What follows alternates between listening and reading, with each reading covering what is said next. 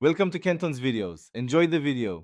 You start by locking things down. Close Unity and Unity Hub so files aren't in use. Once done, make a fast backup, zip the project, or copy it to an external drive because deletion is permanent unless restored. Next, navigate to the project root where you see Assets, Packages, Project Settings, and Library. Make sure you have the right folder. Mistaken deletion costs time. With backup confirmed, you're ready to remove the project from Unity Hub and then delete its folder from disk. You'll now perform the core deletion steps. First, delete library and temp to quickly reclaim gigabytes. Unity can regenerate them, but they are bulky.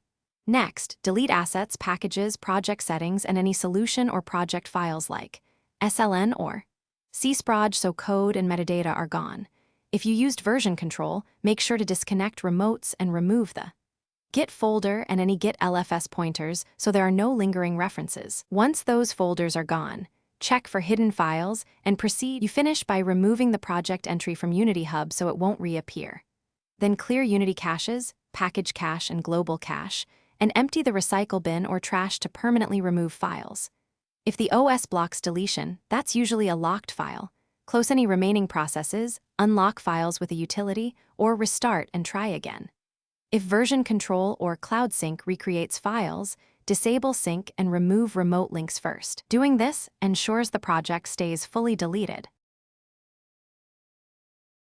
Thanks for watching. Consider subscribing if we helped you.